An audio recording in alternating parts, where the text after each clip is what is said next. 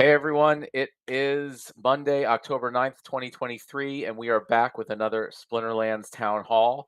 We do have a few things to discuss today, so this should be an exciting one.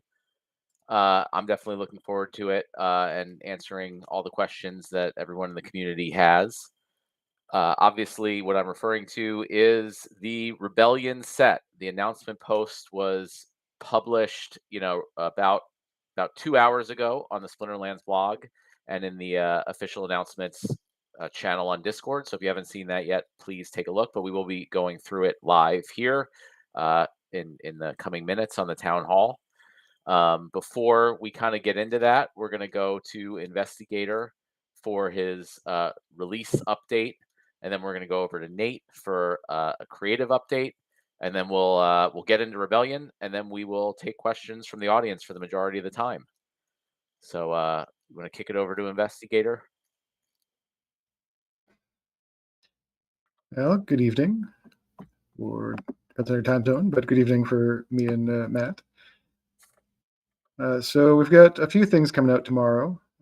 We did have a very small update last week, but we've got a few bigger changes.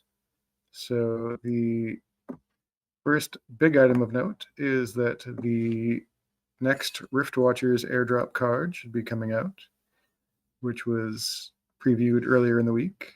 Immolation, the very tanky, high damage magic fire creature. We will also be adding the Rebellion presale countdown page. So the Chaos Legion pack page will be going away and replaced with the new Rebellion page. There are a couple other important changes. So we discovered that the tech modernization client was not properly delegating resource credits to users. And we should have a fix for that.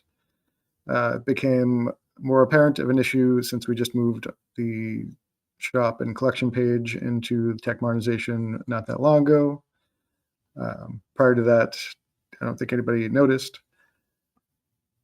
The other big change is that we have made a correction to the liquidity pool and staking pool SPS rewards. They were previously not getting the correct decrease per month that is put into the white paper for how those rewards are supposed to work. So they will be getting corrected to the appropriate percent that they are supposed to be at this point in time. So there may be a bit of a drop in liquidity pool and staking rewards. And last, smaller item, there's been some issues with the MetaMask wallet and using the bridges. Basically, the default gas fee that it's been suggesting is too low, which causes problems.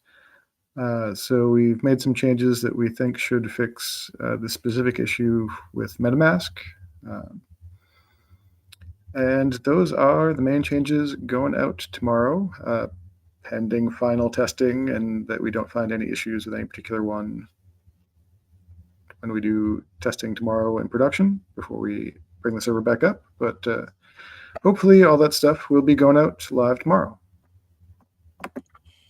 Awesome, thanks, Investigator. And regarding the fix for the SPS rewards, I think that's really important. They weren't reducing at the 1% a month that they were supposed to, and that's kind of a really important part of the whole SPS distribution system. As time goes on, the SPS inflation should reduce over time until it ends after 5 years. And I think that'll be super helpful for the whole ecosystem to have the SPS inflation, slowly go down as it was supposed to. So thank you for fixing that. Yeah, I guess we should probably also note that the liquidity pool total amount, because the number of liquidity pools has changed since it was originally put out, should still come out to under the total distribution amount that was allocated for liquidity pools. So we're, after looking at the math, we're not worried about an over-distribution of coins. We're just correcting the intended distribution process going forward. Yep. Yeah. Overall, I mean, we're still generally under the curve from the white paper, just because a lot of the reward pools took a while to actually get released, and some of them aren't even fully released yet. So we're still good generally and under the curve, but this will help us, continue to reduce it, which I think will help with the supply and demand side of things. Um, cool. Anything else, investigator? No, that's what's coming out for tomorrow. Other than that, there's work is ongoing with Land 1.5 or 0.15, which we're occasionally putting updates out to the Mavericks testing server. And Rebellion has been the main focus for a lot of the devs. So as that gets wrapped up, um, they'll probably get freed up to start doing more changes. So we'll probably start to see more updates coming out. Awesome. Thank you for the update. And now we will jump over to Nate the Great for the creative update. Hopefully, he has some stuff to share with us today. Yeah, maybe. I mean, we for those of you who saw the blog post, I hope you guys have seen the blog post that Matt put out to announce the launch of Rebellion and what that entails. Um, we've been pretty excited on the creative side. We've been working hard for quite a while. I mean, for those of you who attended Splinterfest, we were thinking of what we want to do with this set. I mean, a year ago. I mean, that's usually how creative works. It's like as soon as one set is launched, we're start work on the next set, and what are we going to do to kind of up the ante and do better than what we did before. So I hope you guys have liked what you've seen thus far. Um, I have I don't know. I guess I can share some wallpaper type imagery to kind of celebrate what the heck you guys saw on the blog post. You guys have already seen this. That's the thumbnail we used to kind of celebrate what's going on, and it's exciting because again a year ago at Splinterfest we were talking about Vonok. In a native tongue of the Splinterlands world on Praetoria and what that means, and together we rise. And it's not just a story being told by these fictional characters in a fictional world. I like to think that together with the community and the team together, we've been passionate for some of us. Some of you have been with us for the whole 5-year run that we've been out there, but it does very much so feel like a turning point. Like we're approaching the promised line. We could see it. We want to be there sooner rather than later, but I think a lot of us can see it. And so together, in the real world, we rise as well. So I think it speaks on multiple levels. So we're pretty excited, but I'll share some other stuff too while I'm at it. The story we're trying to tell is really about the fact that there's an empire that's risen up from the previous set, the Chaos Legion set, where they invaded, they conquered everything. And after that happened, an empire rose up, the Chaos Empire, and and you'll notice in this imagery that there's this huge Minotaur guy, right? And for those of you who read the blog post, you realize that Minotaur guy, his name is Mantaroth. He's basically second in command to Silas of the Rift, who's the big baddie. But Mantaroth pretty much runs the emperor, the whole empire, and is general of the armies, and he's one bad dude. Very extremely powerful. Like the best analogy I can give, and maybe Farpatrod will appreciate this, is the fact that I think of Mantaroth as the end scene of Rogue One. That goes down the hallway nice and slow and very confident, very intimidating, and just whips his hands around and sends people flying and whips out his weapon, and there goes another few people, and he's just this intimidating presence, not only on the battlefield but in the rooms of the palace, and as people approach him to kind of negotiate on behalf of their kingdom. So so while this empire has risen up, we have obviously the seeds of dissent. People are getting pissed off at this oppressive regime, And so that's where, we go back to that image, and I'll give you guys an image without the logo over it, because I really want to, emphasize the artwork. First and foremost, in the foreground, more than anything else, what draws your eye in this imagery is the same thing that we're trying to draw you in for the game as a whole, at least on the creative side of things, which is the fact that it's not a card game, not in this fictional world. I mean, yes, on your computer screens, it's a card game, but in this world, you're a battle mage. And so we thought it was important that on the foreground we show imagery of a battle mage with a satchel of cards on his hip, and he has the cards swirling around him as enchanted cards, and you can tell he's already summoned up some units for his team to kind of face off against real world threat to his home world, right? These are guys who are accustomed to playing, like, in the real world, we see football, or we see golf, or we see, baseball, and all these sports. And in this fantasy world, the battle mages are nothing more than athletes who play a sport. But with this rebellion, they become more than that. And you, the player, as battle mages, are more than just an athlete playing a sport in the arena. You're going outside the arena to do something meaningful, to turn the tide and hopefully win the day. So in regards to that, we have the part of where the resistance actually starts. I think I'll have to ask Joey, the narrative designer, who's helping to kind of, him and Dan are paving the story, Cal Jericho. But essentially, this right here, this is I believe in the city of New Dawn, which is in the northwestern territory on your Praetorian map, for those who are looking at land. That's where this is going on, and that's where the Order of the Silver Shield has kind of set up their home base, and they're kind of pissed off, and they're saying, "Hey, let's fight back. Let's do something about this." And so there's a lot of storytelling opportunity here. We're really excited to kind of like sink our teeth into it, as far as making you guys part of that story as battle mages. And we can't wait to see how that goes, and part of that is part of the post that we did, the cards. You guys saw a preview of that at Splinterfest. You noticed that the actual collectible cards, we refined them, we try to make them better and better. One of the things that I'm pretty excited about, which is kind of silly because it's a silly thing, but let me find an example here. So you guys already saw this card in the blog post, which is the rare promo card, which is going to, for participants of the pre-sale, you're going to look at that and say, "Oh, I want to get that card." But part of the benefits of this new card is, like, here's a level 5 of that same character. And you'll notice the progress bar works a little bit differently than the progress bars in the past, in that now it's a lot easier to tell by rarity where you are in your journey in leveling that card up. How close is it to being a max level card? You can just visually glance at it and not only know what is the cap in levels for this card, which is different than, let's say, a legendary, which will have 4 segments instead of 8, but your progress as you're, going from one level to the next. So I think that's pretty cool. Same thing with a little gem on top. Previously, if you were colorblind, you couldn't really tell what the rarity was.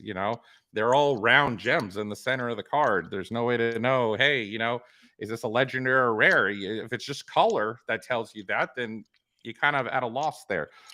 We fixed that. So we use the same strategy that we did for the land deeds, where you have that little gem at the top, and each rarity gem is a different shape. And if you could remember that shape, then you'll know what rarity that is, regardless of the color.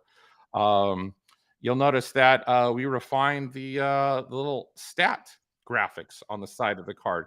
They're the same, but they're not quite the same. And so we're handing off to devs more refined, polished versions of what you guys are already accustomed to seeing.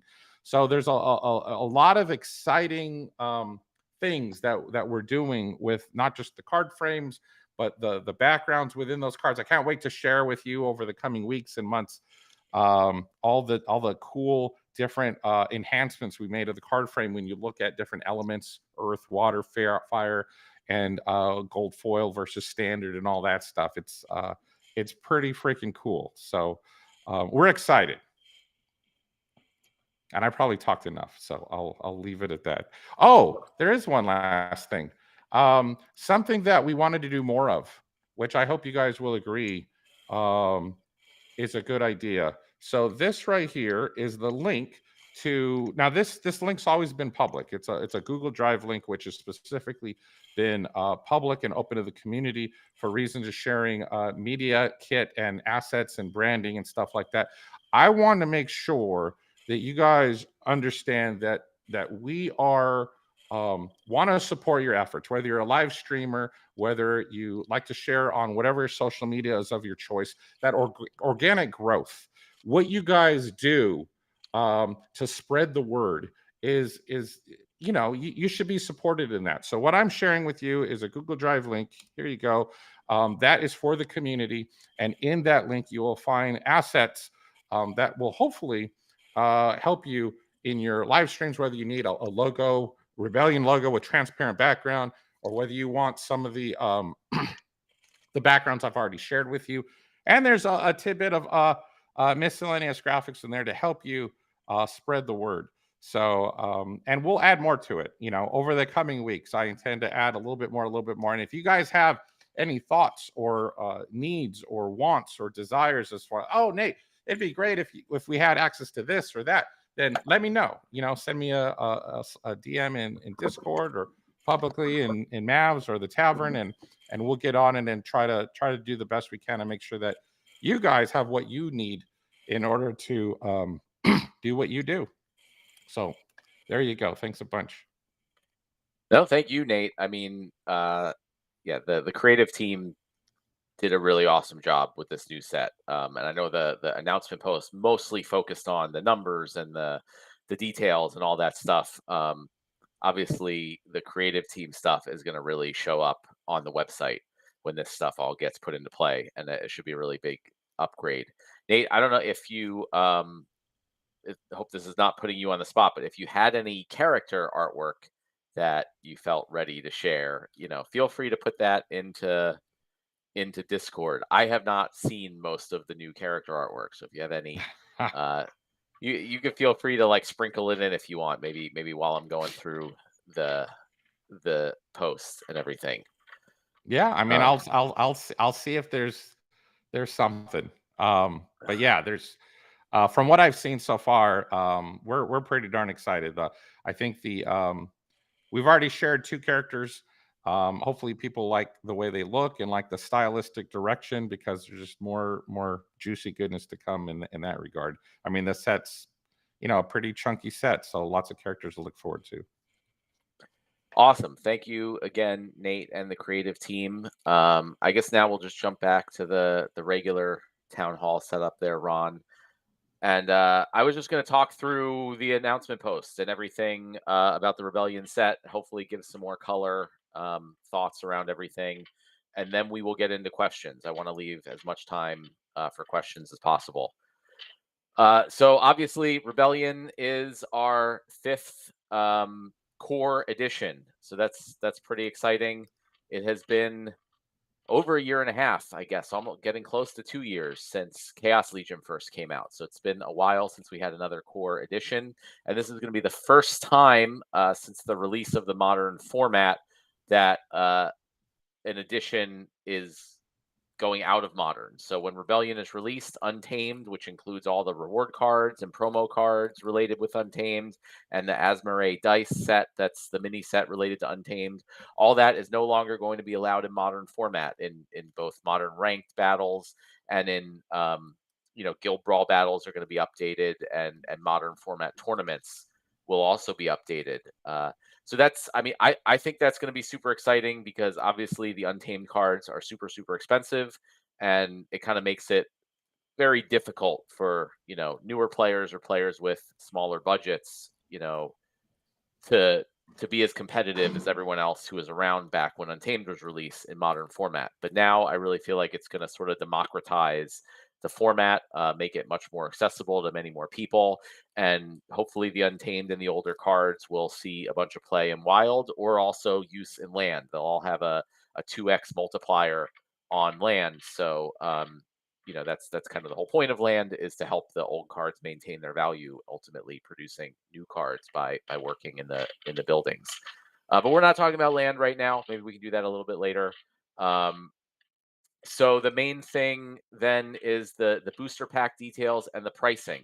So the pricing is going to be 5,000 credits or 5,000 DEC for a Rebellion pack. It's going to be the same in the pre-sale and the main sale, but you will be able to get a discount by using vouchers. So each voucher will give you a discount of 200 credits or DEC, and the maximum discount will be 20%. So effectively, pretty much everyone will be spending 4,000 credits or 4,000 DEC and 5 vouchers per pack. So in the post, I mentioned that with current market prices, with DEC and vouchers, that actually comes to a little over $3 a pack. So, I know a lot of players were saying that they thought pack prices should be a little cheaper than they were with Chaos Legion. Um, so I feel like this is sort of middle of the road. It's kind of roughly in between the older sets, Alpha, Beta, Untamed, and Chaos Legion. It's right about the $3 price point, assuming you get your DEC now. I don't know what's going to happen with DEC pricing in the future, but that's obviously what we want to encourage, is people to pick up DEC as quickly as possible. And then, one thing to note is that we are reducing.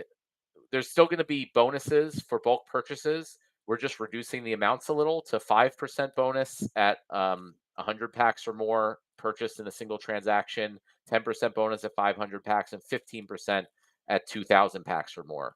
So that's 5% less at each level than it was in the past. The goal there, as it mentions in the post, was really just to make it so that whales, didn't have quite as much opportunity to just buy a bunch of packs and resell them on secondary markets for a profit and undercut the store. I mean, they can still do that. We obviously want to give a bonus for people who purchase in bulk, but just cut it back a little bit. So I think that will help to some degree. And then the pre-sale. So the pre-sale is going to be a big deal, an opportunity. There's a whole lot of rewards, more than there has been in previous pre-sales. So I think that's pretty exciting. There's going to be 500,000 Rebellion packs available in the pre-sale. It's going to start next Wednesday, October 18th at 2 p.m. Eastern, which is 1800 UTC. And it'll go for 30 days or until the packs sell out. And so there's going to be a leaderboard for the number of packs purchased in each individual account. The top 6 players who place on the leaderboard at the end of the pre-sale will get the opportunity to work with our awesome creative team to design a legendary summoner in the game, as they have in the past. I think that's one of the really cool things that we do, and I'm just excited to see that happen again. Although I think there are going to be some new rules around ensuring that all the cards designed match their chosen element, and we will have veto power there. So if it doesn't match the element, we'll work with the player to kind of nudge it in that direction. I'm not pointing fingers at any particular person, just general statement there. But then it's not only the top 6 spots who are going to get things, as I know that is only 6 people out of a large community. So the top 250 spots in the pre-sale leaderboard are going to earn cool titles. So position 1 to 30 is going to earn the Dawnbringer legendary title. And as you know, titles can be used on land, and legendary titles will, I believe, give a 50% bonus on land. So yeah, so much going on. Someone's going to have to check my numbers. Position 31 to 100 on the leaderboard is going to get the Defiant Epic title, which I think gives a 25% bonus to a land plot. And position 101 to 250 is going to get the Rebel rare title, which I believe gives a 10% bonus to a land plot. So, 250 spots is actually going to be a good number of players and a good number of accounts. So I think, a lot of people who participate in the pre-sale are going to be able to pick up one of those titles. But in addition to the titles and the other rewards are the 2 new limited edition promo cards. In the past, it's typically been 1 promo card. This time around, we wanted to do 2. One is going to be legendary and one is going to be rare, which will give a lot more people the opportunity to get at least the rare promo card. So it's not like in the past where if you only bought 10, 20, or whatever packs, you had a chance of getting the promo card, but most likely didn't. We wanted to make it so that many more people got something, and got value out of the presale in addition to the packs that you're purchasing. So the legendary card is Mantaroth, which Nate showed us before. He's a pretty imposing character. And the rare card is the Grimbarden Smith. I think I'm pronouncing that right. And both of these we think are going to be pretty good cards, kind of staples to have in on your teams. I mean, when we try to, they're neutral, so we try to make the promo cards things that like will be used very often and that people generally will want to have available. The Grimbarden Smith, in particular, even though it has no attack, it's pretty darn tanky with immunity, void, and shield, and armor, and a bunch of health and repair. Um, and paired with some of the weapons training cards, which there are going to be some more in Rebellion. That ability is going to be featured on more cards going forward. Grimbarden Smith could actually be pretty strong. So I'm looking forward to that. And players only need to purchase 10 Rebellion packs to get a Grimbarden Smith. Every 10 packs you purchase during the presale, you will be guaranteed to get a Grimbarden Smith.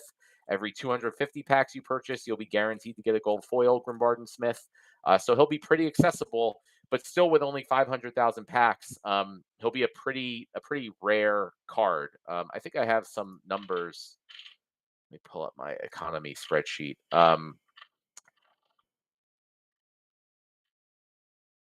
I think let me see. I think there's going to be less than half the circulation of the Grimbarden Smith than the other cards in the other rare cards in Rebellion. Based on my best estimates of how many actual packs will be sold and opened over the life of the set. So he should be double as rare, or a little bit more than the other rare cards in the set. And then Mantaroth obviously is a beast at 11 mana. He might seem like he only has a small attack at 3 melee attack, but he also has a new ability, the Armored Strike ability, which we'll talk about a little later, where he actually uses his armor stat as a second attack. So he has 2 melee attacks, and it's really cool because if you combine him with some protect monsters or other rule sets or whatever that increases armor, that means his second attack actually gets stronger, and he repairs his armor also, to kind of, if it gets hit, to bring it back. So we're really looking forward to that new sort of attack type mechanic being added into the game. So those are the benefits for the pre-sale. So it's kind of bigger than in the past. There's not only just the legendary summoners, there's the titles, and there's both a legendary and rare promo card. So if you're planning to get Rebellion packs, you might as well get them in the pre-sale, because if you just wait till the general sale, you will lose out on those extra rewards. Then the actual set release and the start of the general sale is currently scheduled for Tuesday, December 5th. So the pre-sale is going to run for 30 days. That brings us to November 18th. And then there's going to be a couple weeks break while we have Thanksgiving and the team, gets everything ready. I think during that time also, Nate and the team are going to be putting out some sneak peeks at some of the cards with some of the stats. So you'll sort of get a taste for the new cards. And I think we'll probably be putting up on the Mavs testing server as it gets close to release for people to start play testing the cards, and we see if there's anything, hopefully not too broken. So as we get closer to the general release on December 5th, you'll get to try out and see those cards. But that's when the actual set is going to be released. So when you buy packs in the pre-sale, you won't be able to open them. You'll be able to trade them. You'll be able to send them to Hive Engine or Wax, or do all those things. You won't be able to open them or play with the new cards until our planned release on December 5th. And that is when also Untamed will rotate out of Modern, and all this stuff will kind of take effect. For the general sale, there's going to be a total of 9.5 million packs available. So with the 500,000 in the pre-sale, that's 10 million in total. If that sounds like a whole ton to people, you're right, it is. And that's why we have the pack burning mechanism that we implemented for Rift Watchers of Chaos Legion coming out starting on day one. I think ultimately, like, this is the way we should have done this always. It's almost impossible for us to pick the correct number of packs to sell It's like you just can't predict what's going to be happening in the markets and everything over the next year or so. So this way, basically, the market gets to choose. So every day, if fewer than 25,000 Rebellion booster packs are sold, once the general sale starts, the remainder of the packs up to 25,000 will be removed from the sale pool, and 90% of those will be burned. 10% will go to the DAO, and the DAO can use those for future promotions or whatever they want. So that pretty much guarantees that the set will sell out in roughly a year. I find it hard to believe that more than 25,000 packs are going to be sold every day on average, or even any day on average, except for maybe like, at the very beginning or at the very end. So it really allows us to kind of fix the amount of time that the set will be available for pretty accurately, which will just help immensely for planning and everything else, and to ensure that the set doesn't kind of like dribble on for too long or end too early. So I just think that's ultimately the way to go, and the market will just decide then how many actual packs will be purchased, which is the way it should be. And then it's also cool that the DAO will have a pretty hefty bunch of packs available for promotions and things in the future, which it also does with Rift Watchers. And I look forward to seeing some cool DAO proposals and what we can do with that. So now let's get into the new abilities. So there's 4 new abilities. The first one we mentioned is featured on Mantaroth. The legendary promo card is Armored Strike, which is a unit with that ability gains an additional melee attack using its armor stat. So it's sort of like a new attack type in the game. I've been wanting to add a new attack type for a really long time, and I've had a whole bunch of different ideas, but none of them really fit. And we sort of added like no attack as more of an attack type recently when combined with the weapons training cards. But Armored Strike is an ability that sort of gives a new attack type. So it's a melee attack, but it's tied to the armor stat, which means it can go up and down as armor goes up and down, and you can combine it with Protect, or you can use Rust to try to, if you think your opponent's going to use it, to kind of and as the character gets hit with melee or ranged attack, and its armor goes down, its Armored Strike attack is also going to be reduced. So it's kind of an interesting, very like dynamic attack. Um, uh, we really look forward to seeing it in play on Mantaroth and a few other cards in the set. The next new ability is Corrosive Ward. So this is also sort of like an anti-armored strike ability, a bit like Rust. It's that when a character with Corrosive Ward is hit with a melee attack, uh, it does 2 damage to the attacker's armor. So it's like a defensive ability. So when that character gets attacked, the attacker gets 2 damage to its armor, and it reduces their maximum armor by 2, meaning it can't even be repaired. So, we noted that it only affects armor. So a lot of people was like, "Oh, is that just a better Thorns?" No, it's different than Thorns. It only affects armor, but it affects armor more seriously than Thorns, because armor hit by Thorns can be repaired. Armor hit by Corrosive Ward cannot. Then the next ability is Flank, and I really like these abilities where you have to combo cards together. I think that just makes the game more fun and interesting if you have to. It's not just one character kind of does those things on its own in a vacuum, but you actually need to use it in combination with other cards with other abilities. So Flank is one of those. Um, and it's if the unit with Flank is in the first position, then it gives the unit in the second position the reach ability. So that'll open up a lot of cards, and a lot of different play styles where you can start using cards like perhaps Mantaroth in the second position behind a flank unit to get a lot of extra play and value out of those melee cards by letting them kind of reach from the second position.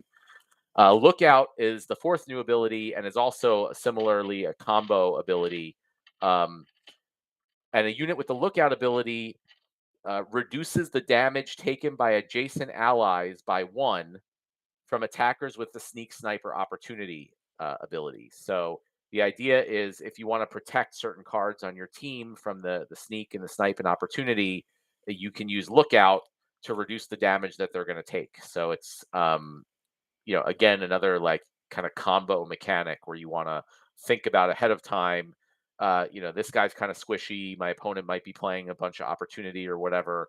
I can use a Lookout to help reduce the damage for them. So, I think these 4 abilities will really add a lot of thought and combos around the different cards and how you make your team and what positions you put your cards in, which is what I think makes this game fun. But the next thing is the summoners. So the summoners are clearly like the featured cards, I think, in the Rebellion set. Not only are we doing multi-element summoners, but there's an entirely new mechanic that we're adding into the game called Summoner Tactics. So we've talked about multi-element summoners for a while now, so that hopefully that's not too big a surprise to most people that that's coming. But we will have a bunch of summoners. I don't know if it's going to be all or just some in Rebellion and going forward that have dual element, meaning let's say fire and earth. And that means it's not that you pick either fire or earth. They actually can summon both fire and earth cards together on the same team in addition to neutral cards. And those summoners, we're going to make sure to make them balanced, either higher mana costs or lower stat buffs or different things. So it'll be a choice. Are there certain situations where it's better to use a dual element summoner? There's certain situations where it'll be better to use a single element summoner. So obviously, if there's rule sets that really limit the card selection, dual element will probably be better. But in rule sets that don't limit the card selection much, you may want a summoner with a stronger ability or that costs less mana, so it might be much more beneficial to use a single element summoner. But just generally adding that whole idea to the game of multi-element summoners just makes more choices, makes more thought, makes more player agency and engagement, which is exactly what we're trying to go for. You have to decide, when to use them, when not to. But in addition to that, we have the entire new summoner tactics mechanic. Which I'm going to try to talk through a little bit. But the basic idea is with this mechanic, the summoners that have tactics, which will be some but potentially not all of the rebellion summoners and going forward, instead of just providing their buffs or debuffs or abilities, you actually have a choice. The player has a choice of two different things that they want to apply, and that choice can be made after both teams have been revealed on the battlefield. So in the example that I put in the post, which, just to be very clear, is not necessarily an actual summoner that's going to be live, we're still working on the actual uh, ability choices for the summoner tactics. This was just an example. Um, you can choose whether you want to give one character the shield ability or whether you want to give an entire team -1 ranged attack. So there's all sorts of different combinations and options. There could be things where you can give two characters something or three. There are things that can apply to an entire team. There's all sorts of different cool things that we can do. There's probably even some more things that I'm not even thinking of. Um, but this is really, to me, like where the game has been heading, and we've been planning to do this with item and spell cards for land, right? The whole idea of items and spell cards is there's going to be the second battle step after both players reveal their teams, and you can equip items and cast spells and affect the battlefield after you see both teams and play the battle out in your head. So this is just like a small preview of how cool that's going to be. So eventually, when we get to items and spells, they are going to add on to summoner tactics. So you may, if you pick a summoner with tactics, when items and spells are also released, you'll be able to do the summoner choice, and you'll be able to cast your spells and items all together, and it'll just amplify that even more. But to me, that's what is going to really make this game that much more engaging. Is that not only now do you pick your team and try to anticipate what your opponent's going to do, but you see both teams on the battlefield, and then you have to play the battle out in your head a little bit. And that's going to be a skill that people are going to have to get good at. I know I've watched some tournaments with streamers, and we try to do that on stream before we hit play on the battle. It's actually really fun. So that's part of what's gotten me so excited for this. Is like now to win the battle, you're going to actually have to see how good you are at playing it out in your head and seeing what's going to happen, and then making good choice with your summoner. And then once we get to items and spells, it's just going to take that to a whole new level. I think it's going to make it a lot more difficult for bots. Maybe not as much like right away with just the simple choice of summoner tactics, but even that I think will be a big advantage to human players. But once we get to the full items and spells release, I think it's going to be much more difficult for bots to match human players' ability to not only just play out the battle, but like figure out what to do to change that outcome for their in their favor. But some cool things to consider is all those options can be applied to either your team or your opponent's team. So if you want, you can give shield to a character on your opponent's team. In that case, I struggle to find a use case where that would make sense. But for the -1 ranged attack, there are some cases where you might want to give that to your own team. And I give an example in the post where if your opponent uses force field on their tank or on a taunt character, then you might, and you have a bunch of ranged attack guys with 5 or more attack, you might want to apply that -1 ranged attack to your team to actually win the battle. So those type of choices, I just think is what really is going to take this game to the next level, and have players kind of think about, wait a minute, do I want to actually debuff my own team or do I want to buff the enemy team in some cases?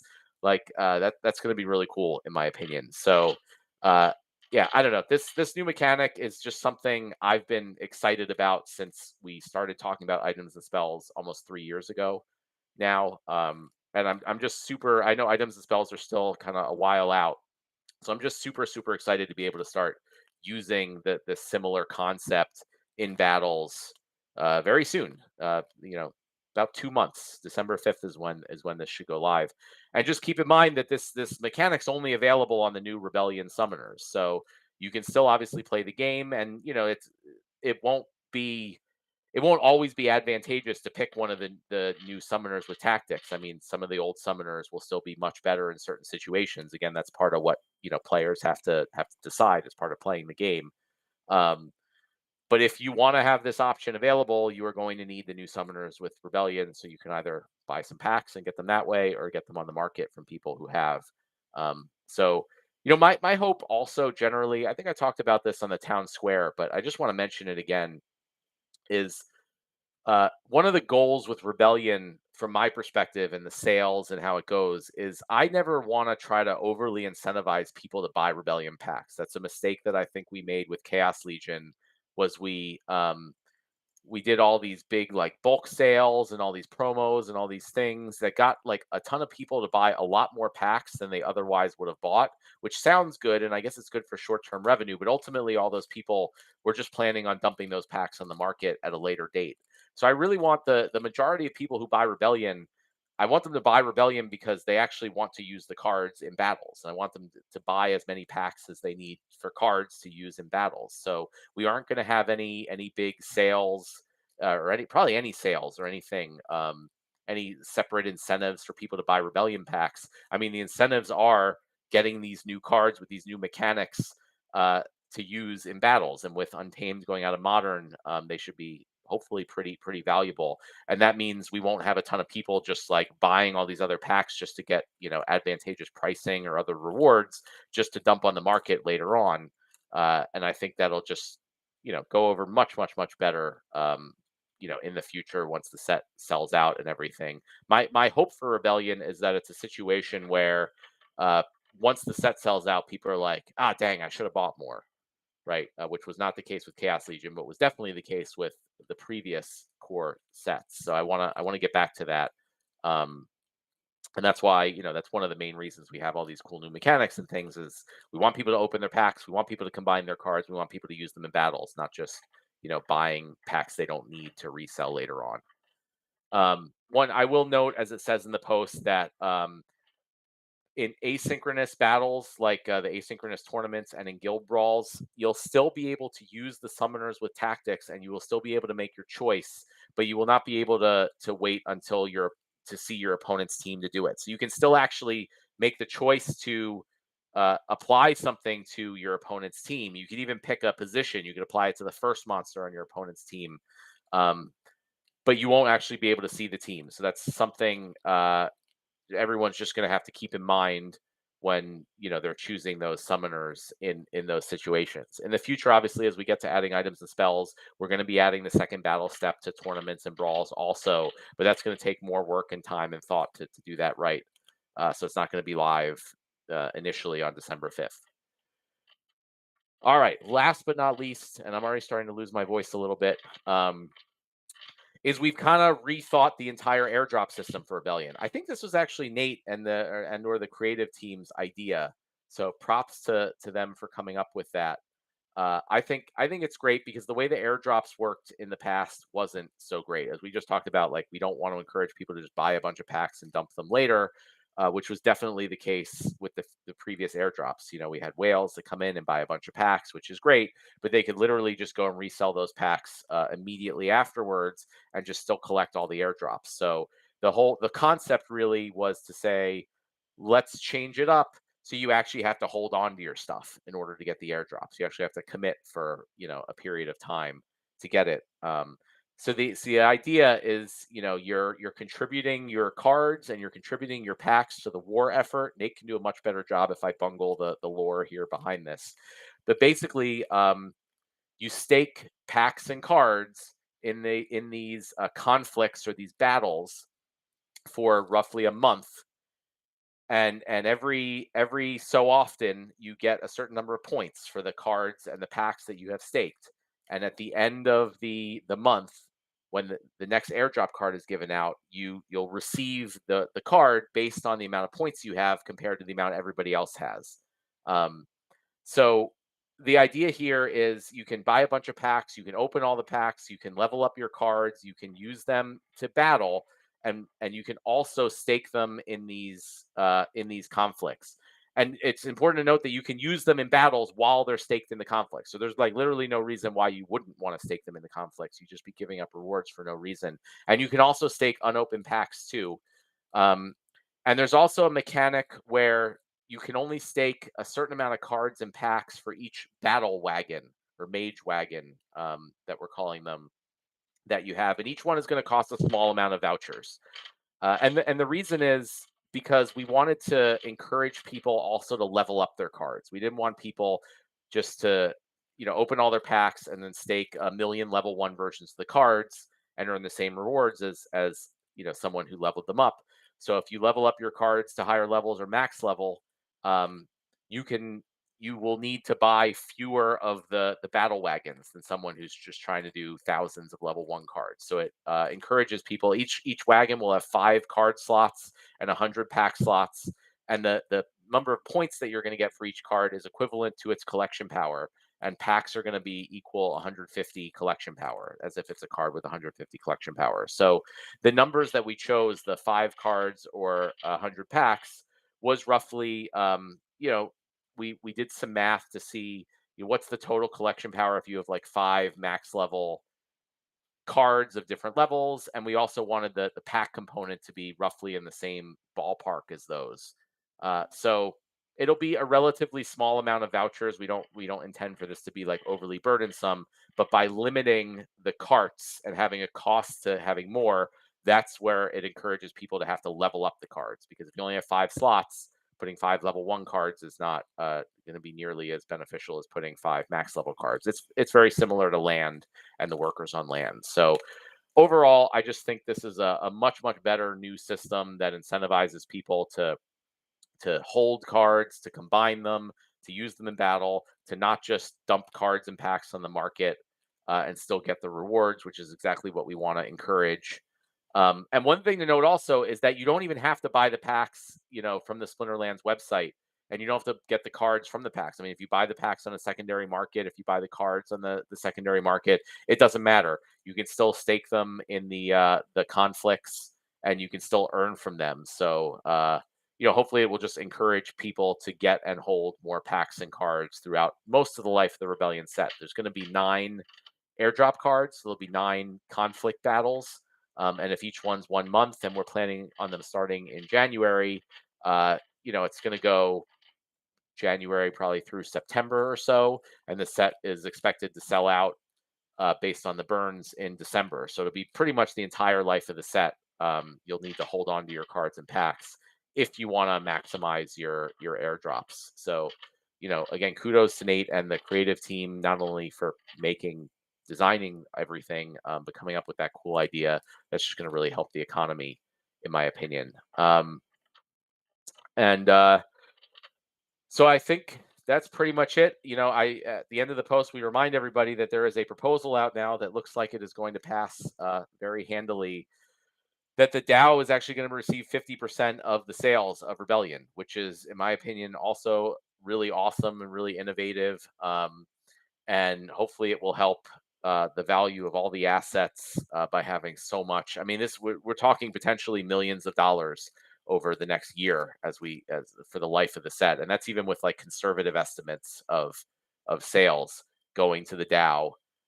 It's going to be billions of DEC taken out of circulation, and I think that's actually, even though there's so much awesome new mechanics and things going in with the set, that's one of the things I'm most excited about seeing is what happens after so much of the value actually goes to the DAO. So that was a lot. There's a lot in Rebellion. I am going to start with the questions, the pre-recorded questions. There's only 4, I think. So if you want to pop those up on screen, Ron, when you get a chance, I'll go through those. And then we will jump into community questions from Discord. Okay, the first question is about tournaments. Is there someone assigned to handle tournaments already? It's been 10 days since we had new tournaments. What's the holdup?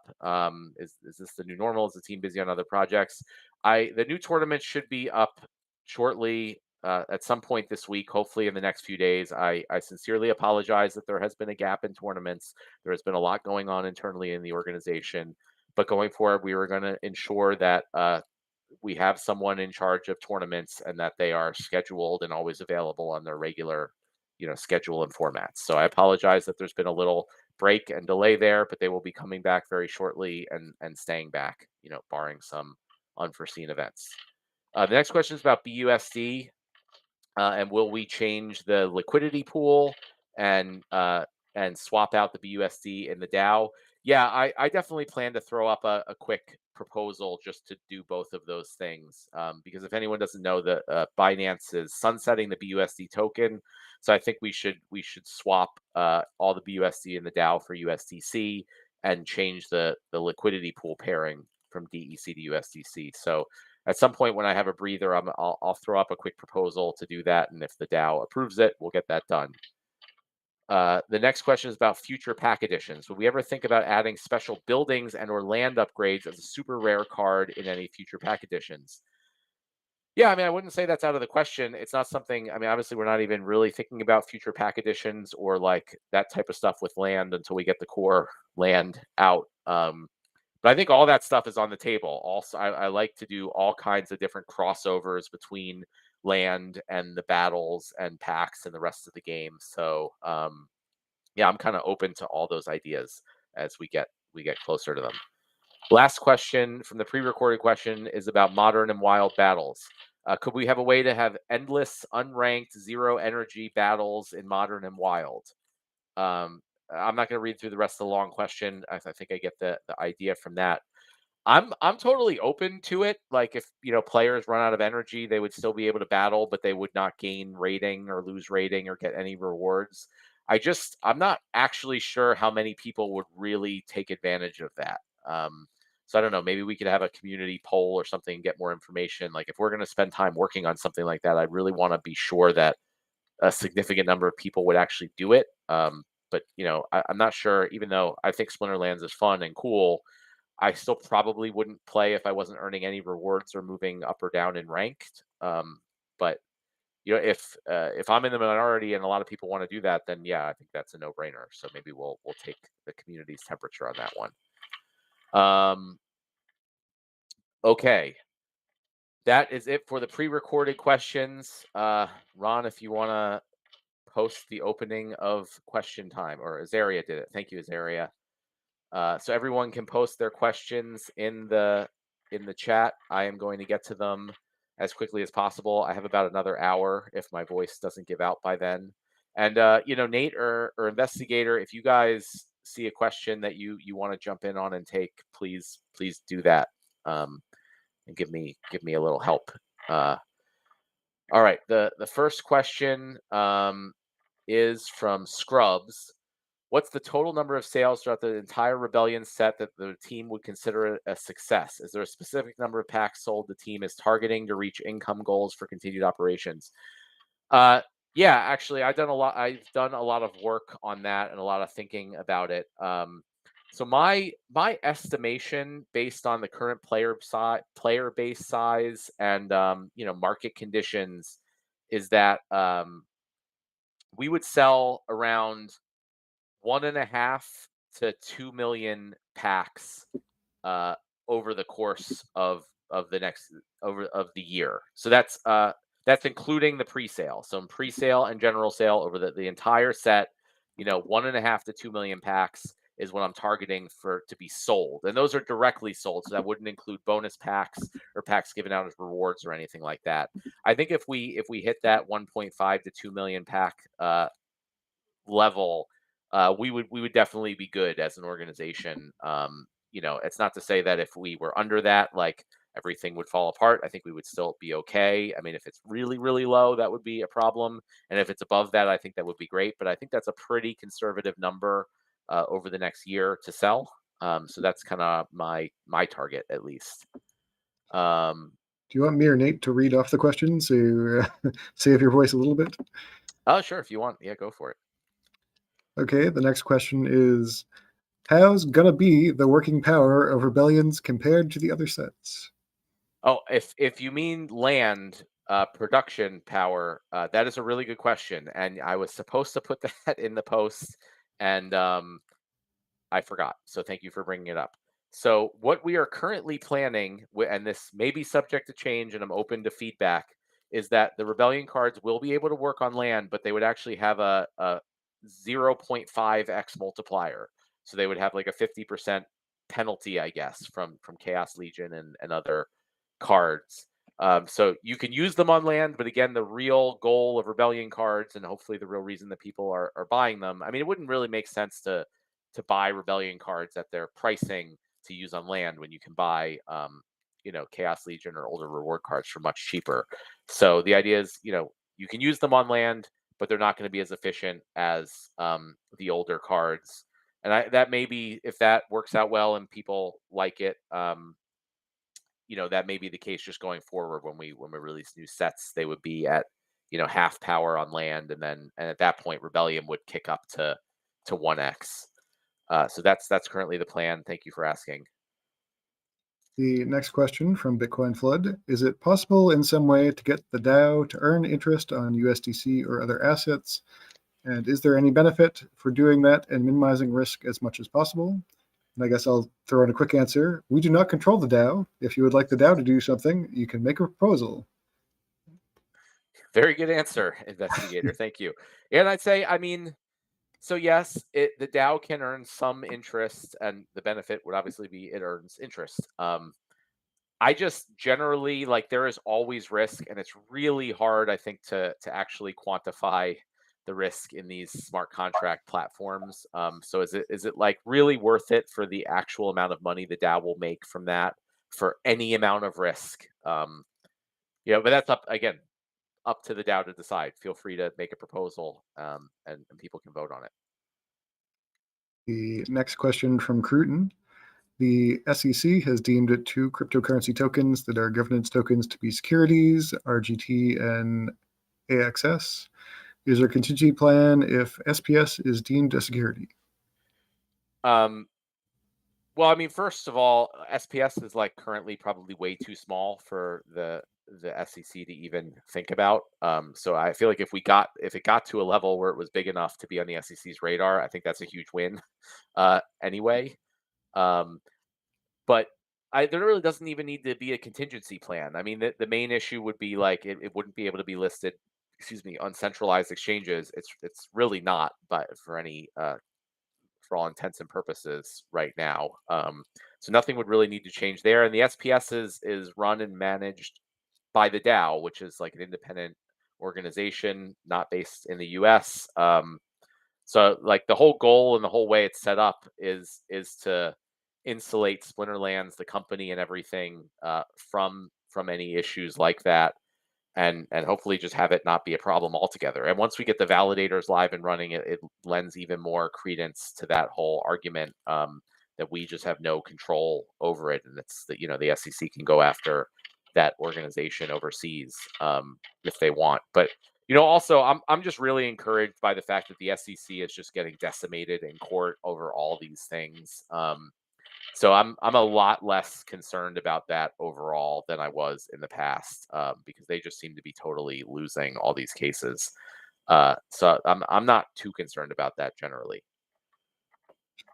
Okay, So the next one's about 30 questions. Sorry, maybe unless. maybe summarize it if you can. Yeah.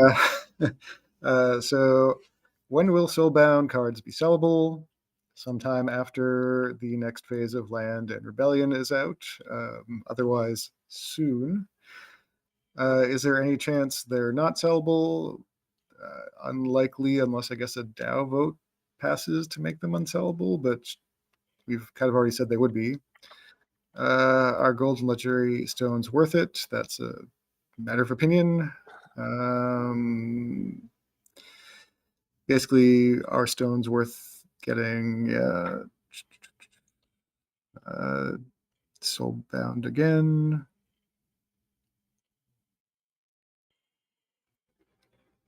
Will this Uh, affect value? Will you ban bots and wilds? No, but that's a DAO vote if you want to propose that. And when will spawn card be implemented is a question for Nate. yeah, actually, I it doesn't seem like the spawn thing is happening. We were in talks about that, and the last I heard, there wasn't we weren't able to work out a deal for that one that made sense. So I unfortunately don't think that's going to be happening. We tried, but we're also we're always looking for other opportunities to do stuff like that. But we want to make sure like it has to make sense from a financial standpoint for both parties, and that one unfortunately didn't. Um, yeah, I mean, as far as are like stones worth it for Gladius packs, yeah, it's a matter of opinion. I mean, for me, they're very much worth it. I play in guild brawls. I mostly play the gold foil only brawls. So I want to get legendary and gold foil cards, as much as possible. So if you're not playing in brawls, then they're probably not worth it. Uh, you want to jump to the next one? Yeah, I guess there's one other thing worth touching on here. Sure. There's a question about what the top 6 spots are going to be like. We're gonna do a leaderboard, so you'll be able to see where people are in the pre-sale. There's only going to be 500,000 packs available, so we will see where that ends up. Um, Yeah, I couldn't predict it. yeah. The next one from Paul TRX. On the off chance that there is a day one sellout, can we have a certain period of time, like 24 hours, that allows everyone a chance at the pre-sale? Yeah, that's a good question. Let me talk to the team and see if we can put something in place. I think it's unlikely that there will be a super fast sellout. I mean, I think if even if it's just day one, if there's at least a few hours, that should be plenty. But I feel like that's a slim chance, just given the market and the player base size right now. But I'll see if there's something we can do just in case that does happen. Next question. How many Rebellion characters are going to be available during release? I think we said 96 cards earlier. Yeah, 96, which includes the 2 promos, and that also includes the 9 airdrop cards. So that's like everything. So if you subtract the 11, 85, I think. yeah, 85 that will be available in packs right at the release. Next question from Gathering the Magic. Will future card sets have serialized cards? I think that's an awesome concept. So I'd love to do it in the future if we have the time and resources. Uh, Another question from Paul T-Rex. Is there a limit to the number of battle wagons you can purchase? I didn't plan on there being a limit, so you can purchase as many as you want. But realistically, even if you buy like thousands and thousands of packs, you can kind of do the math and see how many you'd need. Yeah, it is limited by the number of vouchers that exist, I believe. Yeah. Yeah.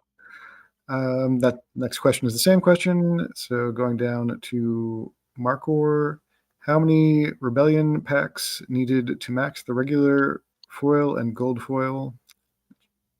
I Random. have some math on that. I think for regular foil cards, it's roughly like 33 or 3,400 packs. You should, on average, I mean, obviously it's random, so you won't, don't be like, I bought 3,400 packs and I don't have every max card. Um, but that should be on average what you would need to max every regular foil card. For gold foil cards, it ramps up like with each rarity. For the regular foil cards, it's actually roughly the same for every rarity. But for the gold foil cards, it's something like 7,500 to max all the common gold foils, 15,000 to max all the rare gold foils, 17,000 to max all the epic gold foils, and over 25,000 to max all the legendary gold foils. Now there's also the 9 airdrop legendary cards. So if you're opening packs before all the airdrops, then it'll take fewer to max the gold foil cards, but you won't have a chance of getting the new cards if you wait. So the 25,000 plus is if you wait for all the cards to come out. I'm sure someone could do like more accurate math at some point, but that's what I have in my notes here. Another question from Gathering the Magic. Will Land 1.5 be out before the pre-sale? Any time frame? No, it's definitely not going to be out before the pre-sale. I mean, the pre-sale is coming out next week. I'm not sure we have. We're at a point where I want to like commit to a time frame, but we're just still working through all the stuff. It's obviously a huge project, and so we're going to release it when it's ready, and everyone can kind of see the status on the Mavs server. I would definitely think before the end of the year, it should 100% be out. That would be a big fail, I think, if it wasn't out by then. But both Rebellion and Land are going to be kind of coming out roughly, within the same couple months. So it's going to be a big few months for the Splinterlands ecosystem. Yeah, definitely not before the pre-sale. Hopefully before the public sale, but we'll see. Yeah. Next question from Dave McCoy. Can you explain in more depth the fixed number of airdropped cards? Does this mean that if sales are soft in a particular airdrop period, the people staking their cards could get a larger amount of airdrops than in the past? Well, I mean, it really has nothing to do with sales in a particular period. It's just how many cards or packs people stake. So if I guess if sales are soft in a particular period, there may not be that many more cards or packs staked. But the idea is like in the past, we did our best to like guess um, the right number of guaranteed packs for the airdrop cards, and it made the circulation of some of the airdrop cards off. It was a little wonky because again we were trying to guess. So here we're gonna pick like this is the number of airdrop cards that are going to be given out, which should match the circulation numbers roughly of the other cards that are part of the set. So you'll know ahead of time like there's going to be whatever 10,000 cards airdropped or whatever it is at the end of the 30-day period, and you can see I'm getting this many points every hour when it updates, and the total points in the system are this much. So people will be able to do the math and talk about like you know every 1,000 points you have a one in whatever chance of getting an airdrop card. Hopefully I explained that well, but everything will be fixed numbers, so you'll be able to kind of do the math and see what your chances are of getting an airdrop card. The next question from Birds and Bees and Trees. What's the deal with the Oculus token? Which is a token issued by a third-party market, similar to how Peak Monsters has also issued their own token. I don't know if there's anything else you want to get into on that.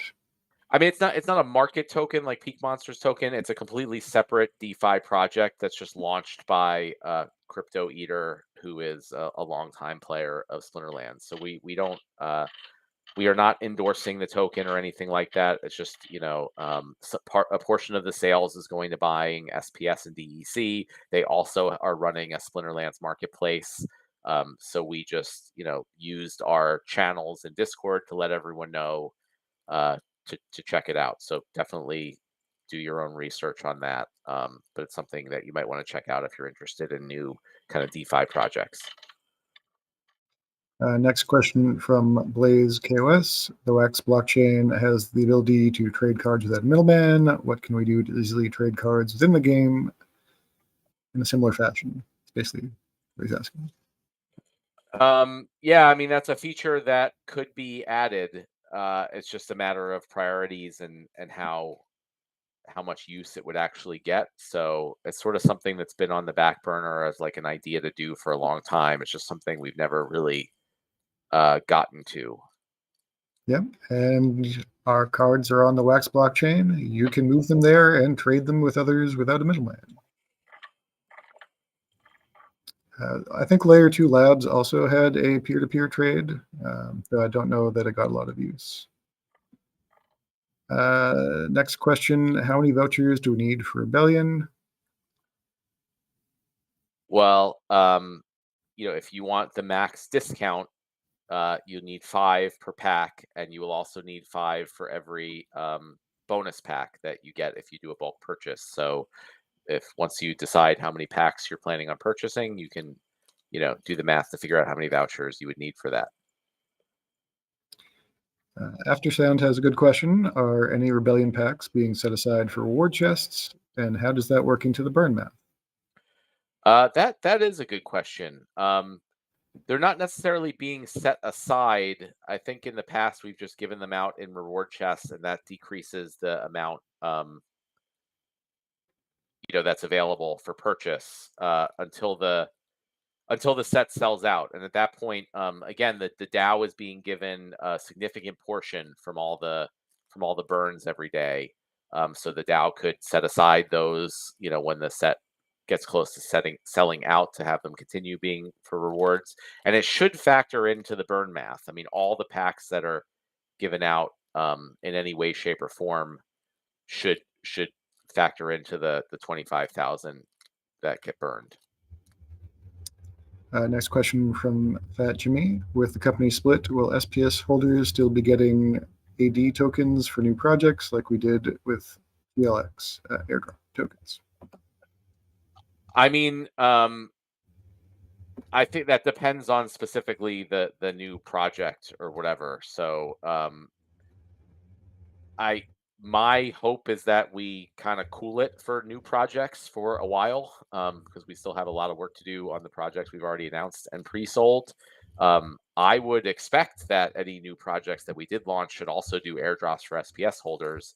But I can't say for sure. It's going to depend on each different thing. You never know. There could be projects with other third-party IP or development partners or whatever, and there's all sorts of different considerations and whatnot. So it's really hard to say for something as open-ended as that.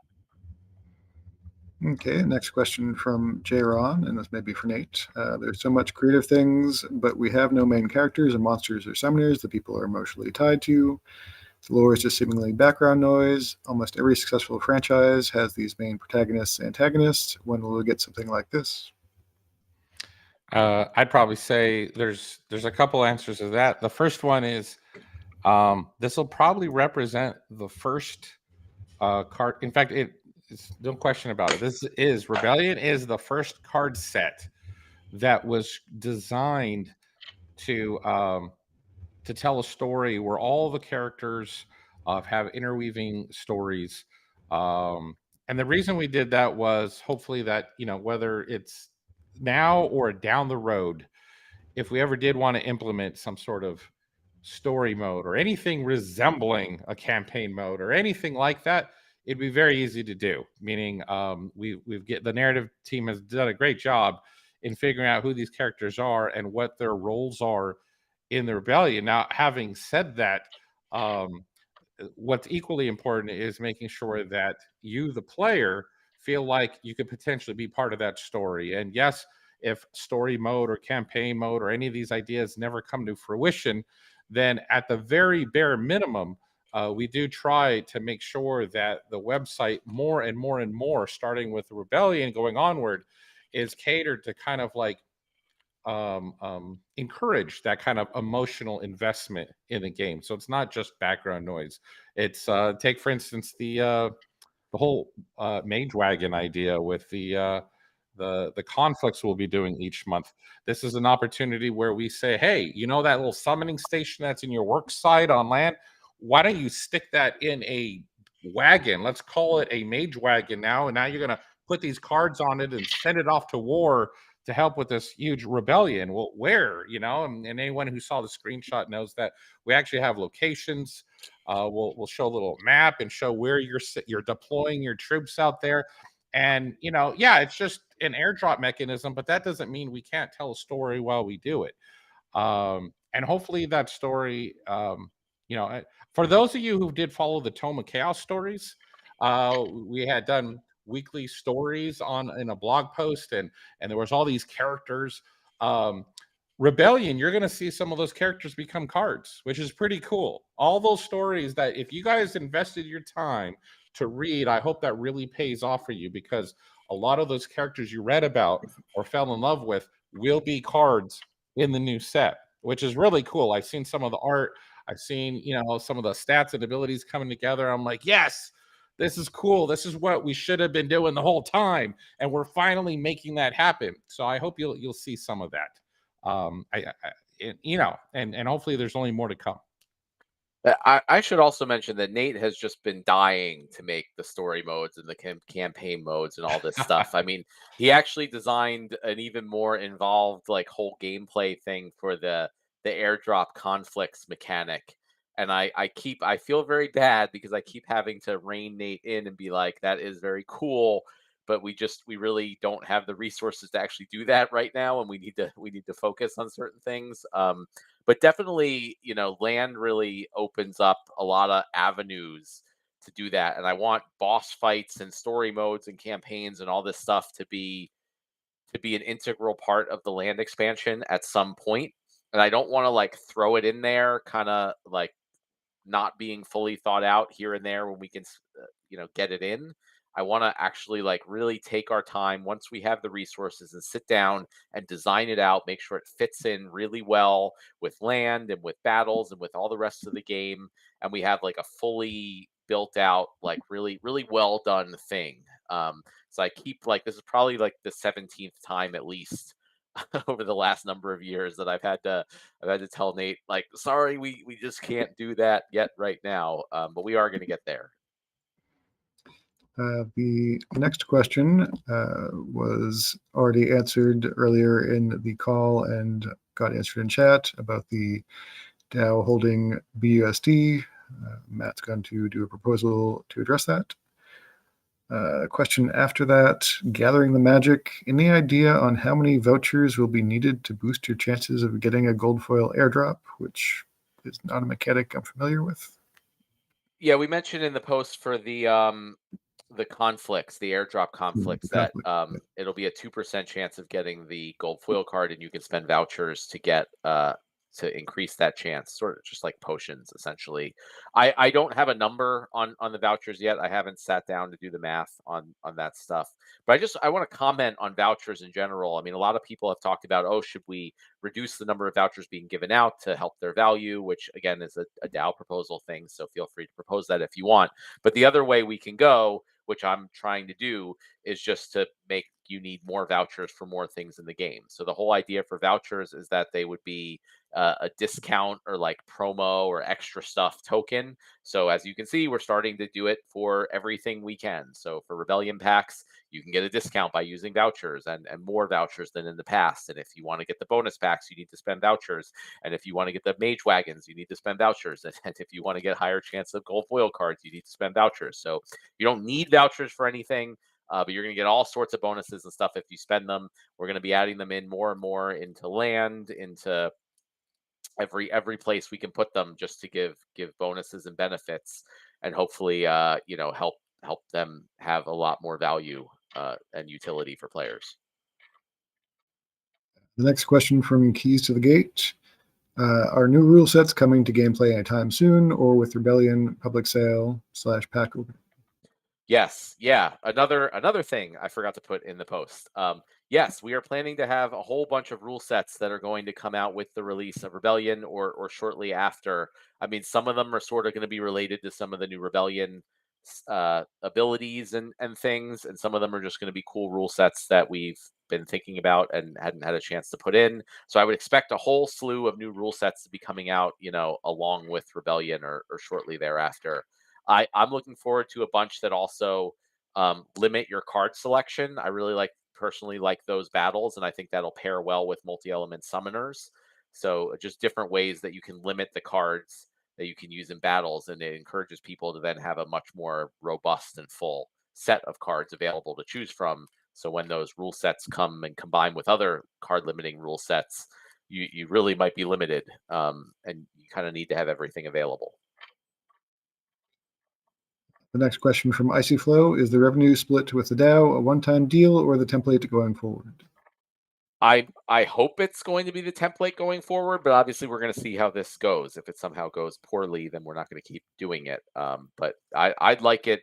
My goal. I feel like I've said this many times over the years is like eventually I'd like it to be a situation where sort of the DAO owns everything. And Splinterlands is a development partner, a contract software development partner for the DAO. So yeah, I'd like to go as much in that direction as possible. I just think that's kind of the whole point of what we're doing here. Have a player and community owned game, and our company is hired by them to do the work. Question from Paul TRX: with the new airdrop system, will there be guaranteed drops, or are we back to RNG?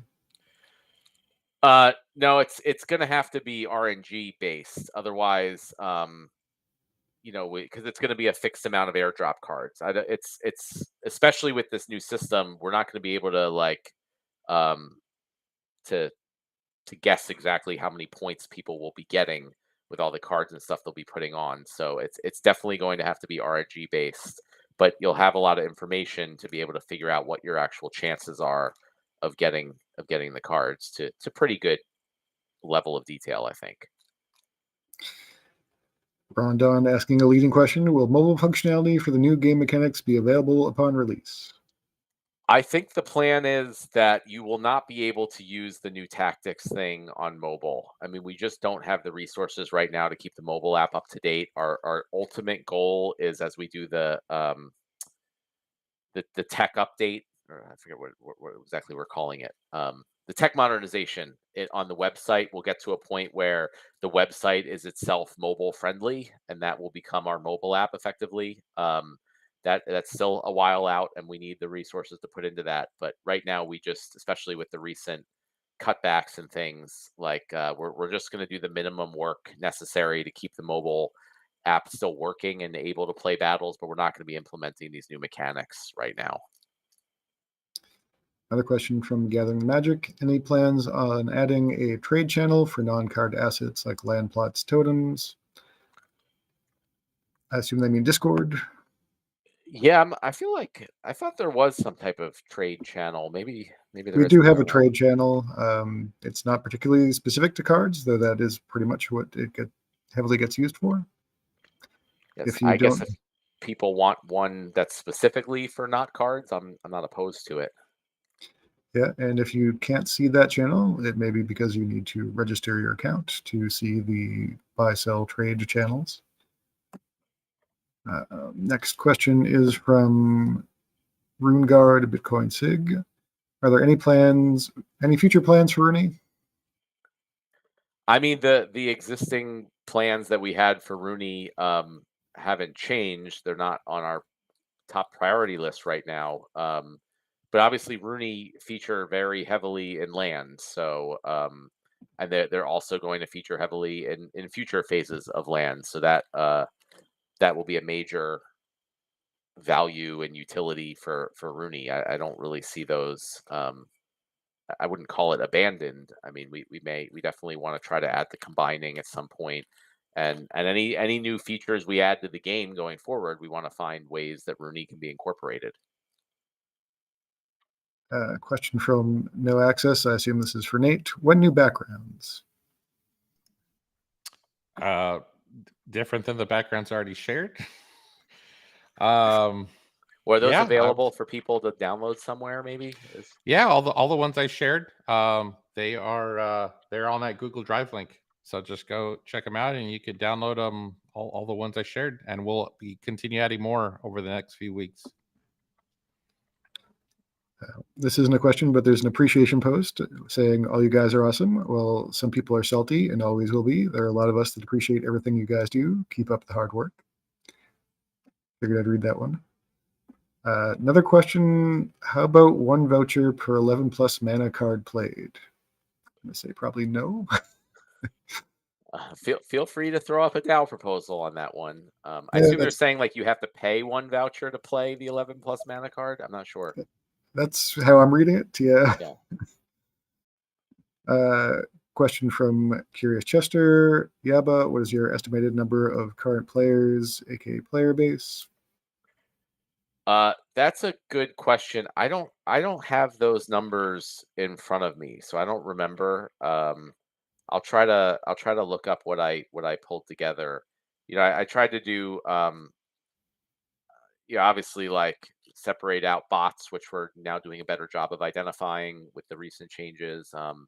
And I did that just like a while ago, and I don't remember, so I'm sorry on that one. Another question from Fat Jimmy. Is Aggie involved with Splinterlands at all anymore? Well, I mean, he's definitely involved in that. He's like probably the largest asset holder, and he's very interested and involved in what's going on with the game. But part of the restructuring was like really with him being in charge of both sides of the business. Neither side of the business was getting the attention it deserved. So the goal, I mean, there's a lot going on with the goals game and Invenium and all that stuff. So he's he's really trying to focus on that and get that going in the right direction and potentially raise money and things for that. So, I mean, his day-to-day involvement is on that side of the business. That was the whole point of the restructuring. And my whole sole focus is on Splinterlands. So it's not like he's not part of this. He's still obviously loves the project and it's his baby just as much as mine, and he's heavily invested in it. And I don't see that changing. But like on a day-to-day work basis, his focus is on Invenium. Question from Icy Flow, which may be a long answer for this format, but what is the cost of developing a promo card for the DAO? That's a good question. I mean, I we could do some like estimates on the total like actual cost like that we have to pay as a company to do that development. I don't imagine it's too large. And I really do want to get back to what we had planned to do with like a promo card or a little set of promo cards every quarter. And those would be, again through the DAO, probably in a similar way that Rebellion's going to be. Um, so that's something we'll probably do a proposal for when we're ready to do the next one, and then we'll work up the cost estimate as part of that. Question from Nerd Cthulhu. Is the 10% of burned packs back to the DAO something that can be debated before it's implemented? DAO proposal? Well, I mean, it doesn't have to be debated before it's implemented. I mean, it could be the DAO can always just vote to burn their packs, right? If people feel like they have too many, or the DAO could vote to change that at any point. So it's like, it could okay, the sale could go on for a month or something, and it doesn't even start until December. So if the DAO wants to have a proposal to change that or anything else before December, feel free to propose it. But I don't think there's any like urgency. It's not like, oh, it was released and it stays like that, and the DAO can always just burn their packs if they don't want them kind of hanging there. Another question from Curious Chester. Yaba, you're going to sign up and play in the Yaba tournament currently posted. Apparently, someone I has made a tournament named after you. I did not know there was a Yaba tournament currently posted. I will see what time it is and if I'm available. I've been like I feel like I had been busy in the past, but I didn't really know what busy was until I started actually trying to run the business and not just focus on design. So I've had to be very careful with my time and trying to make sure I get through with everything. But I do like to get onto streams and participate in things as much as I can. So I will see if I can make that happen. Question from Viru5 or Virus. Have you thought about how or when the DAO should convert DEC to stable coins to be able to pay the team for future developments? Will the team buy DEC from the DAO if needed? Uh, I mean, I haven't spent too much time thinking about it. My hope is that at some point we will actually get DEC to be, at or near the intended 1,000 per dollar value, kind of stably, and then, and able to absorb selling pressure. And that I feel like is the point when the DAO should start converting DEC to stable coins. Um, I don't think the team is in really a good position to be spending funds to buy DEC from the DAO right now, but if we get into a position where we have extra funds and we need DEC, buying it from the DAO is certainly an option. I think we prefer to buy it off the market. And my thinking was generally that the DEC and the DAO would sort of be out of circulation as much as possible unless it was like absolutely needed.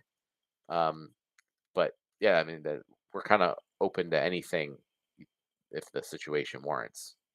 Yeah, we could also always cycle it back in as game rewards in the future once the SPS distribution runs out. It's just Yeah. a possibility. And of course, that's up to the DAO, though, if the DAO wants to Yeah. convert DEC to stablecoin. So that was just my opinion, but it's not up to me. Another question from Paul TRX on the airdrop. Couldn't you still have the guarantees after the conflict ends? We would not know exactly what it would be, but it would limit the salty content of players. Yeah, I guess we could. I mean, it's a brand new thing, so as always, we're kind of going to see how it goes, and it's not set in stone. If we do the first one, in January, and we see that there's problems with it, we're not just going to say, okay, we're going to leave all the problems with it because that's how it started. Like with everything, we're going to see how it goes, and we're going to see what the player feedback is, and if there's ways we can do it better, we're going to do it better. Question from Lewis88. Um, I think it's Ken's Splinterlands sell arena backgrounds for the battlefield as an NFT, and the player with the higher rating will have their background graphic as the background displayed for both players. Yeah, I would love, we've talked about cosmetics a bunch. I'd love to do lots of stuff like that, not just arena backgrounds, but like battlefield trinkets and all sorts of different things. I mean, we've talked about skins. So I really would love to do all that stuff. It's just again, that's a pretty involved project. We don't have the resources available right now to work on that compared to everything else that we're working on. But at some point, I really want to do all that stuff and have it really be integrated very in a cool well thought out way into the game. Uh, Question: if someone writes a proposal after land is released for validator nodes to give them boost on land and ranked battles, what do you think about that? Or is there something like that coming in the future to reward validator node holders more? Yeah, I think that's a cool idea, and I hadn't actually thought about that, but like a way maybe like validator nodes could be sort of staked on a land plot or something, to like a totem, maybe to give a boost. I'm totally open to ideas like that. I might think about it for like the land 2.0 designs, but if someone wants to write up a proposal, that like is great for us to see. Does the player base actually want this or not? Um, so I'd love for that. I mean, the whole proposal system in general is just a great way for us to not have to guess, and it's hard even if we just even chat about it on town halls um, or in Discord chat because there's only a relatively small group audience that listens or participates in those conversations, so it's hard to really get the feel of what the full player base wants. And the proposal system does a much better job of that. So I would like, I know there is a cost to proposals, but I really like to see player proposals for different things just to take the community's temperature on different ideas. Question from Dave McCoy. Matt, how do you feel about this community? Does the salt bother you? Um, I've gotten much better at dealing with it over the years. There were times in the past where it definitely bothered me much, much, much more, and I'm much better at handling it and just understanding the situation, um, and that it comes from ultimately a good place. If people didn't really care about this game, then they wouldn't get mad about it. So it's kind of there's a silver lining to it. But it's part of, one of the things I was purposely sort of stepping back more from the business over the past year, and just focusing more behind the scenes on design, and not being in front of the audience as much, and all that stuff, kind of for that reason. So when we restructured and I took over, and I'm like doing all these town halls now, and all this stuff, I had to purposely, like, mentally prepare to deal with the negativity and the salt, when it comes. But so far, since the restructure announcement, the feedback I've gotten has been overwhelmingly positive. It's been fantastic. It's made me, like, super super excited. I mean, this whole thing was something I was pretty nervous about generally, and how it was going to go, but now I'm just like much much more excited. And it's a lot thanks to the community feedback. So I really appreciate everyone who messaged me. I hope it stays positive. Um, and I know there were some suggestions about adding salt in some way as a resource to land phase 2, and it is something I'm considering, and I'm sort of thinking, trying to add it in some funny way that the community will appreciate. And because it's fun to say, apparently the tournament that was created is the Yabaganza. Yeah, Baganza. Okay, now I know what to Um, look for. I've also been DM'd, and other people have noticed that tournament creation is underway. So there are some official tournaments that have been put up, and there will be more coming soon. Getting back to questions, another one from Gathering Magic. Matt, are you still playing Golem Overlord? What are your thoughts on the project? And are you getting any ideas from the burn mechanics there to implement in Splinterlands? No, I haven't played that in a while. I mean, the playing there was mostly just like clicking claim every once in a while for the most part. I never really did the battles or whatever. But I just haven't really had time. My thoughts on the project: I'm like generally super supportive of everyone trying to build stuff in this space, especially on Hive. So I was really happy, even though I took a huge loss on the tokens that I bought. I was super happy to support them, and any similar projects. Uh, when I did play it for the first month or so that it was out, with everything I do in the space, I try to look at what they're doing, and are there ways we can implement it into Splinterlands.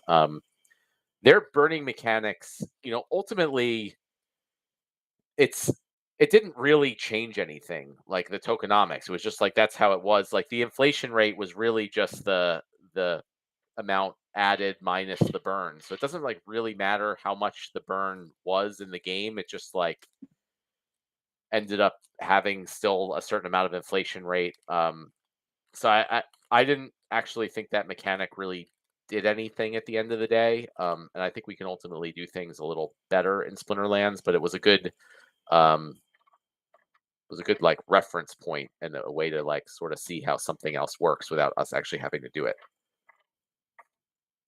Another question from Paul TRX. How high of a priority is it to find a CEO so you can get back to game design? Will you make sure who you hire is on board with your vision 100%? I love what timestamp was that? My Discord got jumbled around. 8:36 p.m. my time, which would That's be 9:36. 9:36. We should probably cut off the questions. What? Depends on your time zone. It was the question Yeah, immediately under Gathering the Magic's question about Matt playing Golem Overlord. yeah. No, he went to the next question. I found it now. But Azaria or Ron or whoever, if we can cut off the questions. I don't know how many there are, but It's only a few more currently, but okay. Well, maybe we can stick a few more in, but good to cut it off. Um, I just realistically, we're not going to be getting a new CEO anytime soon. I mean, we just don't have the money to get a new CEO um, right now, even if we found one. And it's just like really unlikely that we're going to be able to bring someone in uh, anytime in the near future, that would work out. So I am relying very heavily on Chaos Control, who's our chief operating officer, to handle as much of the business stuff as humanly possible. We also have a really good new person in finance that we got earlier in the year, who is extremely helpful in getting our financial stuff under control. Um, so my goal is just to simplify everything, so I don't actually have to do so much as a CEO. And after hopefully we mentioned we're doing a raise, so after that's done, My hope is that I don't actually have that many CEO duties, and most of my work can be on game design because hopefully things are running pretty smoothly. Um, Obviously, at some point in the future, I think it would be good to have someone else being the CEO. That's not me. It's probably going to be a little while out, and I would imagine we would not try to get anyone who wasn't on board with the vision that we've been building 100%. That would just be silly, I think. Yeah, and if we're hiring people, a new CEO may not be the first person we'd want to Yeah, add. We want to get more creative or developers on board if we had the cash to do so. definitely. Question from Aftersound. Any chance we get Land 2.0 white paper before 1.5 launches? Um, yeah, it's possible since I don't know when 1.5 is going to launch. That comes down to a little bit how much of that CEO work I end up having to do and how much I can finish up Land 2.0.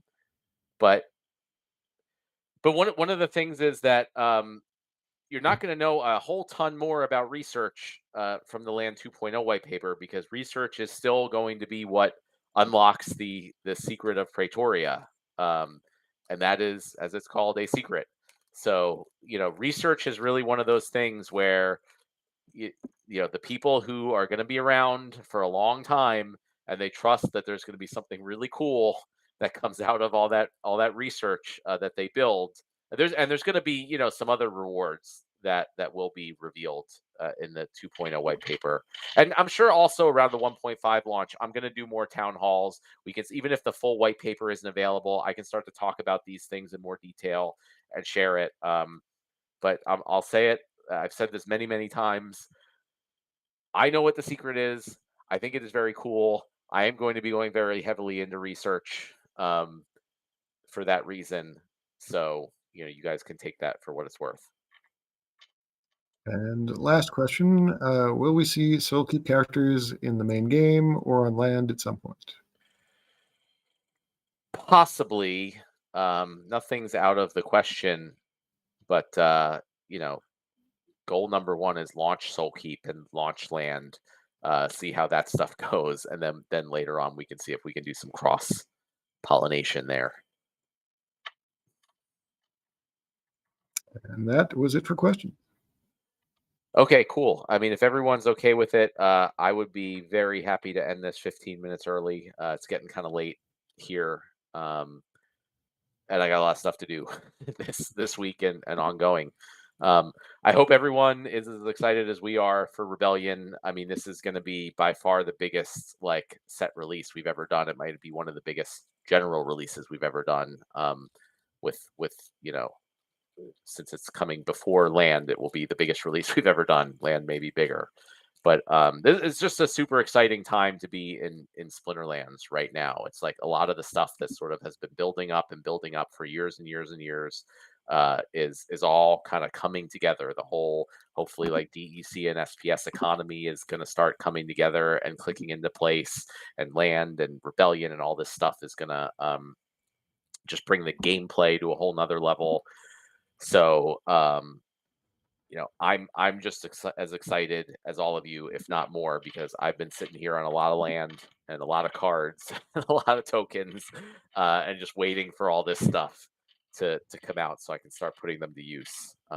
So, this is what we're here for, and it's happening. So, thank you, everyone. Have a good night, and we will talk for the town square next week.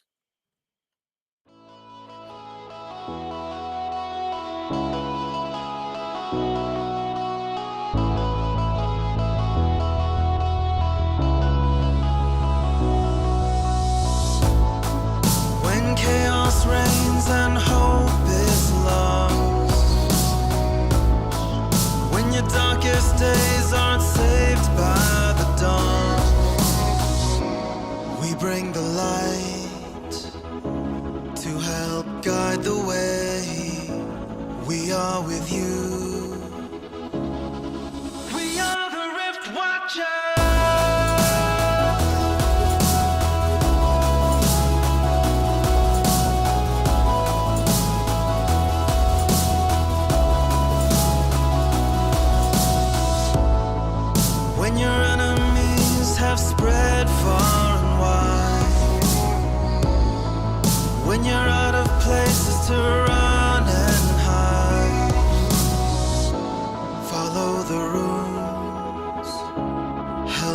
is on the way.